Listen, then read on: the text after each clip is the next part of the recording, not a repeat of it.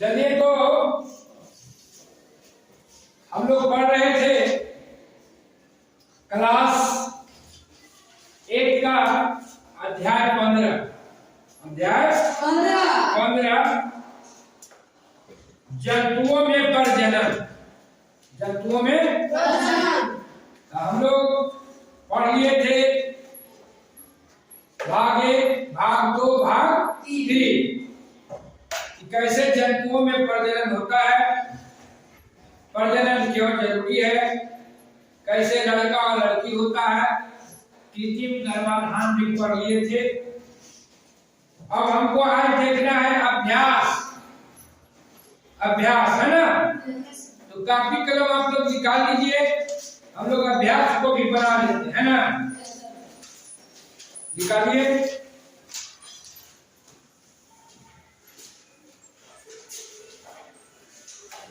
पहला में है सही विकल्प पर 9 का निशान लगाएं।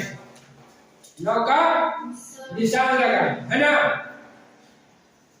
तो क में है जीवों में निरंतरता के लिए आवश्यक है, तो आप लगा दिए प्रजनन, है ना। क्या लगाइए? प्रजनन, है ना। पहला का हो जाएगा प्रजनन, है ना। फिर है दूसरा अलैंगिक प्रजनन में भाग लेते हैं 2 जीव, 3 जीव, कोई जीव नहीं, 1 जीव। अलैंगिक प्रजनन में 1 जीव भाग लेते हैं, 1 जीव, है ना।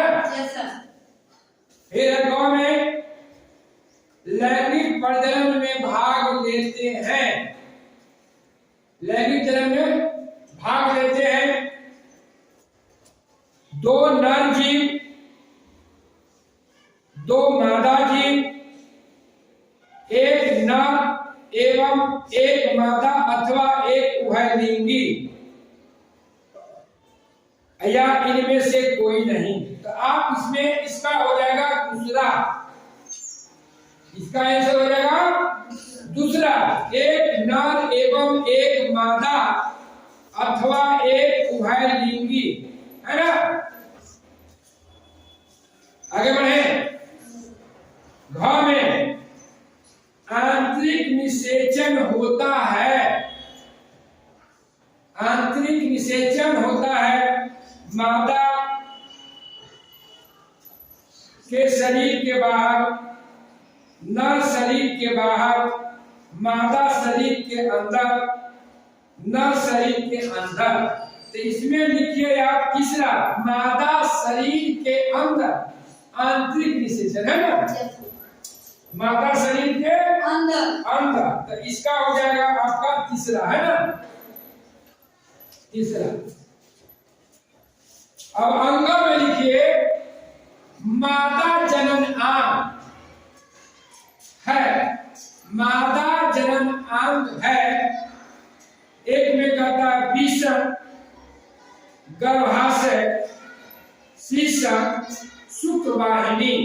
तो इसमें लिख लीजिए आप अंग में आपको गर्भाशय, गर्भाशय हो गया। आगे बढ़ते हैं। 2 नंबर में कहता है कि सत्य कथन के सामने 9 का चिन्ह तथा असत्य कथन के सामने आपको क्रॉस का निशान लगाना है, ठीक ना। अब देखिए कौन सत्य है और कौन असत्य, मतलब कौन जो किताब में लिखा तो सही बात को लिखा है और कौन जो है कि गलत बात को लिखा। जो सही होगा हम टिक करेंगे, जो गलत होगा उसको हम क्रॉस करेंगे। तो नंबर 1 में है अमीबा मुकुलन द्वारा प्रजनन करता है, गलत। क्या है? गलत है। पहला क्या है?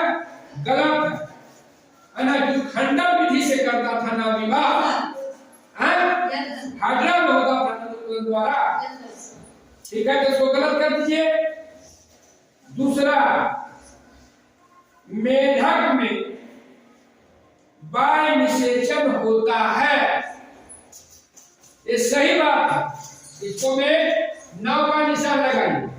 इसलिए कि मादा के अंदर में निषेचन की क्रिया नहीं होता, अपना अंडा वो बाहर देता था, वही नर जो है अपना शुक्राणु छोड़ता। अब है चौथा,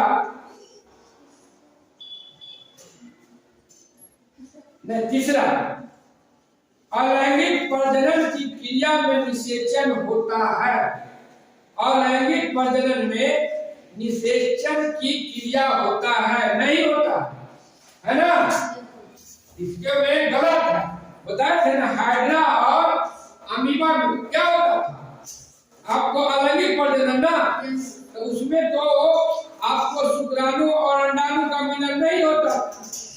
वो तो क्या होता था, वो बाहर जहाँ रहता था हाइड्रा के, वहीं से एक नया निकल जाता था, फिर आपका उसका क्या है, अमीबा का केंद्रक 2 भाग में बढ़ जाता है ना, निकल जाता है। ये क्या गलत है ना। अब उसके बाद है चौथा, शुक्राणु नर युग्मक है। शुक्राणु नर युग्मक है, सही बात, ये कर दिए चौथा में, सही बात है ना। उसको बाद है अंडाशय से शुक्राणु निकलते हैं। अंडाशय से शुक्राणु निकलते नहीं, गलत बात। शुक्राणु कहां से निकलता था, और नर का भाग में निकलता था ना, टेस्टिस से, है ना। ये क्या हो गया, ये आपका गलत हो। अब देखिए कुछ लिखना है ना, ये था आपका शॉर्ट क्वेश्चन। अब देखिए कहता है, हम समझा देते हैं, अगर आप क्वेश्चन आंसर विद्यार्थी अपने से बनाता है तब वो प्रश्न उसका उत्तर आपके लिए होता, हम लिखाते हैं तो हमारे लिए होता। देखिए परीक्षा में जाइएगा तो लिखा हुआ रहता है, विद्यार्थी यथासंभव अपने शब्दों में उत्तर दे, ये नहीं कि केस अपनी मन से लिखा, है ना। आपको एग्जामिनर समझ जाएगा कि बच्चा अपने मन से लिखे हैं कि किताब से लिखे कि सबका एक ही लिखा हुआ है। तो क्या कहता है, तीसरा में कहता है, प्रजनन से क्या समझते हैं। तो अब जैसा बताया गया था कि प्रजनन जो है क्या जीवों के लिए जरूरी है ना। और प्रजनन जो है 2 तरीके से होते थे, एक लैंगिक और एक अलैंगिक, है ना। अलैंगिक प्रजनन में एक जन की आवश्यकता होता था, अपनी प्रजनन की क्रिया संपन्न कर देता था, पूरा होता था, है ना। लेकिन जो आपको लैंगिक जनन में क्या होता, 2 जन की जरूरत होता था, एक नर और एक मादा, है ना। और उसका जो है एक प्रक्रिया के तहत क्या होता, प्रजनन की क्रिया होता था, है ना। शुक्राणु अंडाणु क्या होता, दोनों आपस में मिलता था, जायगोट बनाता था, है ना। उसके बाद फिर मादा के क्या होता, गर्भ में जाता है, 9 महीना रहता है, चाहे सबका जीव का अलग अलग क्या है ना, वो भी हम बताएंगे। ये ना आदमी कितना दिन में बच्चा देता है, हाथी कितना दिन में बच्चा देता है ना, ये भी बताएंगे। आगे बढ़ते हैं, चौथा, अलैंगिक प्रजनन तथा लैंगिक प्रजनन में भेद समझना। वही बात है, लैंगिक प्रजनन और लैंगिक प्रजनन, है ना। अलैंगिक प्रजनन में क्या होता है, एक जन की जरूरत होता है, जैसे उसमें आपका हाइड्रा था, अमीबा था, है ना। और क्या हो जाता, मुकुलन और द्विखंडन विधि से क्या हो जाता, उसका प्रजनन की प्रक्रिया जो है पूरा हो जाता था। जबकि लैंगिक प्रजनन में, है ना, 2 जन की जरूरत होता है, एक नर और एक मादा, है ना। इस ढंग से उसको आप लिख दीजिएगा। फिर कहता है 5वां, आंतरिक निषेचन तथा बाह्य निषेचन में अंतर बताइए। आंतरिक निषेचन मतलब क्या है, माता के गर्भ में उसका, मादा के गर्भ में न होता है। आंतरिक निषेचन, जैसे आदमी हुआ, है ना, जानवर हुआ, गाय हुआ, भैंस हुआ, है ना, इसका क्या होता है? आंतरिक निषेचन होता है, माता के गर्भ में बच्चा पलता है ना। लेकिन बाह्य निषेचन में क्या होता है? वो बाहर होता है क्रिया, है ना, जैसे मछली हो गया था, मेढक हो गया था, है ना। लिख देगी, आगे बढ़े। 6 में है शिशु के लिंग निर्धारण का क्या, है ना, बताए थे, जिसमें शिशु का लिंग निर्धारण में जो मेन भूमिका है आपका किसका है? गुणसूत्र का ना, गुणसूत्र का मेन भूमिका है ना। तो उसमें क्या होता है कि मनुष्य में 23 जोड़ी जो गुणसूत्र पाया जाता था, सभी जानवर में, जीव में अलग अलग गुणसूत्र पाया जाता है ना। उसको भी हम लोग आगे पढ़ेंगे, इसलिए कि आपको जब जाइएगा हाई स्कूल में तब आपको चाहे इंटर में तो आप विस्तार से पढ़ेंगे। तो क्या होता है? मनुष्य में 23 जोड़ी जो गुणसूत्र होता है ना, 22 जोड़ी जो क्या होता है? समान होता है, और एक जोड़ी जो होता है भिन्न, है ना, वो पाया जाता है किसमें? आपको पुरुष में पाया जाता है 122, है ना, किसमें? है ना, मेल। अब ये क्या, ये इसका ही काम है, लिंग निर्धारण में इसी का भूमिका है ना। अगर मान लिया, इसको दिखा दीजिएगा यहाँ, कि मान लिया जाए महिला में पाया जाता है XX, है ना, और पुरुष में पाया जाता है XY। अगर मान लिया यहाँ से X और यहाँ से भी X चला, है ना, डबल X हो गया, क्या हो गया? लड़की हो गया, हाँ, और यहाँ से चल दिया Y, और इधर वाला फिर चल दिया XY हो गया, तो क्या हो गया? लड़का, है ना, लड़का। अब देखिए आगे है, क्या होगा यदि शुक्राणु को अंडाणु से नहीं मिलना दिया जाए? अगर शुक्राणु को अंडाणु से नहीं मिलने दिया जाए तो क्या होगा? निषेचन की क्रिया नहीं होगी। निषेचन की क्रिया नहीं होगी तो क्या फिर प्रजनन की क्रिया होगी? नहीं होगी। आपको बताए थे ना भाग 3 में कि न कोई बांस न कोई निर्बांस, इसीलिए ना निषेचन की क्रिया नहीं होता था। फेलोपियन ट्यूब जब खराब हो जाता है ना, तो क्या होता? वहां तक शुक्राणु क्या है, अंडाणु नहीं मिल पाता था। तो क्या होता? निषेचन की क्रिया नहीं होता था, जायगोट नहीं बनता था, तो क्या होता था? अलग शिशु ट्यूब है ना, उसको उत्पन्न करता है ना। तो इसी चीज को लिख देना। उसके बाद है, क्या शिशु के लिंग निर्धारण के लिए स्त्री उत्तरदायी? यदि नहीं तो समाज एवं परिवार के लोगों को आप कैसे समझाएंगे? है ना, कहता है कि क्या शिशु के लिंग निर्धारण के लिए स्त्री उत्तरदायी है? अगर स्त्री उत्तरदायी नहीं है तो क्या आप समाज और परिवार को समझा सकते हैं? समझा सकते। कैसे समझा सकते हैं? यही तो बात है कि ये क्या है, एक जैविक क्रिया है ना, प्रजनन। और प्रजनन में जो होता है गुणसूत्र का भूमिका होता है, जो पाया जाता है लिंग निर्धारण के लिए। जो गुणसूत्र पाए जाते हैं पुरुष में ही पाए जाते हैं, स्त्री में नहीं पाए जाते हैं। इसमें स्त्री के कहाँ दोष? ये तो दोष जो है किस पर है? पुरुष पर दोष है। और क्या होगा, स्त्री को क्या करते हैं लोग समाज में प्रताड़ित करते हैं। उसे हमको समझाना है। पढ़ने के साथ साथ पढ़ाई के क्या, पढ़ाई का मतलब होता है अपना, साथ साथ परिवार के लिए, समाज के लिए, देश के लिए और राष्ट्र के लिए। आप जब पढ़िएगा तो एक अच्छे नागरिक पढ़िएगा तो आप सभी को करिएगा, परिवार और समाज देश का सभी को करिएगा। ठीक ढंग से आपको समझाना। अब कुछ परियोजना कार्य है। अमीबा तथा हाइड्रा के प्रजनन संबंधी स्लाइड का प्रदर्शित से अवलोकन कीजिए। जो दिखाई दे उसका स्वचित्र बनाइए। तो हम लोग इसको करेंगे। विज्ञान प्रयोगशाला में माइक्रोस्कोप है, हम लोग देखेंगे अमीबा तथा हाइड्रा के प्रजनन को हम स्लाइड पर दिखाएंगे। दूसरा है जुड़वा बच्चे कैसे पैदा होता है, आपस में कोई जुड़वा बच्चे ढूंढिए और उसके व्यवहार का अध्ययन कीजिए। कहता है कि जुड़वा बच्चा अगर गांव घर में देखे तो जुड़वा बच्चा आप लोग के गांव में है जो एक ही बार में भाई बहन हो चाहे दो भाई ही पैदा लिया है एक ही साथ, उसको हम लोग क्या बोलते हैं जुड़वा।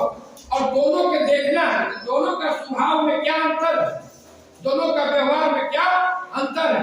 व्यवहार एक समान दोनों का है ना, एक तरह का गुण है कि अंतर, उसको हमको अध्ययन करना है ना। तो हो गया परियोजना का, आप लोग इसको अध्ययन करके आइएगा और हमको बताइएगा। अब देखिए कुछ जो है अंतःस्रावी ग्रंथियां एवं स्राविक हार्मोन है ना। अंतःस्रावी ग्रंथियां, शरीर के अंदर बहुत से आपको क्या ग्रंथियां है ना, ग्लैंड है ना, वो क्या करता है उससे हार्मोन जो है निकलता है और शरीर का जो कार्य वो क्या करता है मदद करता है। तो उसको देखना हमको है। देखिए यहाँ पिट्यूटरी ग्रंथि क्या है, पिट्यूटरी ग्रंथि, इससे जो हार्मोन निकलता है उसका नाम है थायरोट्रोपिक हार्मोन। थायरोट्रोपिक हार्मोन लिख लीजिएगा, समझ ना। थायरोट्रोपिक हार्मोन इसका काम है थायराइड ग्रंथि को है ना, थायराइड ग्रंथि को थायरोक्सिन के स्राव के लिए उत्तेजित करता है ना। क्या करता है उत्तेजित करता है। उसके अलावा एक भाव है गैनोडोट्रोफिक हार्मोन। गैनोडोट्रोफिक हार्मोन इसका काम है जनन अंगों के कार्य को नियंत्रण करना, जनन अंगों के कार्य को नियंत्रण करना है ना।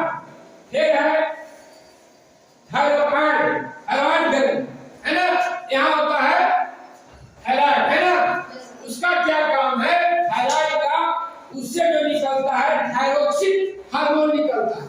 कौन सा हार्मोन निकलता है, थायरोक्सिन हार्मोन निकलता है। उसका क्या कार्य है श्वसन के गति को तेज करता है। क्या करता है श्वसन के गति को तेज करता है। और दूसरा है कि अतिस्राव से थायरोट्रोपिक हार्मोन का स्राव रुक जाता है ना। लिख लिए। अब है आपको एड्रेनलिन ग्रंथि, एड्रेनलिन ग्रंथि है ना, इसका काम है क्या, एड्रेनलिन निकलता है, इसका काम है उत्तेजना, दर्द, भय की क्रिया को दर्शाता है। उत्तेजना, भय और दर्द की क्रिया को क्या करता है आपको दर्शाता है। आगे बढ़िए अग्नाशय, अग्नाशय है ना, उससे निकलता है इंसुलिन हार्मोन। क्या निकलता है इंसुलिन हार्मोन। उसका काम है रक्त में ग्लूकोज की मात्रा को नियंत्रण करना है ना, जिसको बोलते हैं गांव घर में शुगर का बीमारी है। तो इसका इंसुलिन का काम है रक्त में ग्लूकोज की मात्रा को नियंत्रित करना। फिर है आपका अंडाशय है ना, मादा में पाया जाता है ना, है महिला में। इसका क्या काम, इससे निकलता है जो हार्मोन, उसका नाम है एस्ट्रोजन। एस्ट्रोजन क्या नाम है एस्ट्रोजन। इसका क्या काम है मादा जननांग को परिवर्धन में क्या करता है नियंत्रण करता है ना। क्या करता है नियंत्रण करता है। उसके बाद आपको है वृषण है ना, ये किसमें पाया जाता है पुरुष में ना, एक जोड़ा।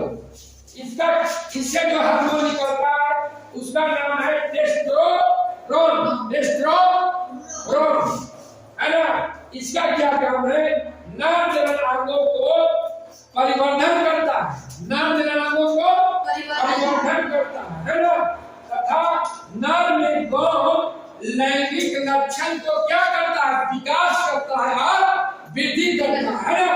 तो इस तरह से आज जो हम लोग हैं जंतुओं में प्रजनन